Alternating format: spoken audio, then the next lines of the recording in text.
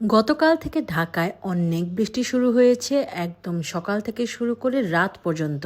বেশ আগে থেকেই প্ল্যান ছিল অফিস শেষে ফ্রেন্ডরা মিট করবে, তো এই বৃষ্টির মধ্যে আমরা চলে যাই গুলশানের টিফিন বক্সে। যেহেতু বাইরের ওয়েদারটা খুবই সুন্দর ছিল, তো প্ল্যান ছিল চা, নাস্তা আর খিচুড়ি খাবো। ফার্স্টে আমরা অর্ডার দিই কলিজা সিঙ্গারা আর নাগা সিঙ্গারা। একদম ধোয়া ওঠানো গরম সিঙ্গারার চাটনি দিয়ে খেতে কিন্তু অনেক মজা লাগে। আমার ফ্রেন্ড মিতি কানাডা থেকে এসেছে, তো ওর সাথে দেখা করার জন্যই সবাই ওখানে গিয়েছিলাম। আড্ডার সাথে সাথে সবাই সিঙ্গারাগুলো অনেক এনজয় করে, কেউ কেউ আবার চা অর্ডার করে। মহুয়া অর্ডার করলো ঘিতে ভাজা জিলাপি আর মুগলাই। এটা কিন্তু চিজ মুগলাই ছিল। আমি নিয়েছিলাম ঝুরা মাংসের পুরি। আমাদের চায়ের রাউন্ড কিন্তু চলতেই থাকে। এরপর আমরা অর্ডার করি ঝালমুড়ি মাখা, খিচুড়ি আর তেহারি। গল্প করতে করতে আমরা বেশ অনেকগুলো খাবার অর্ডার করি। আড্ডা আর গরম গরম খাওয়া কম্বিনেশনটা কিন্তু জোস।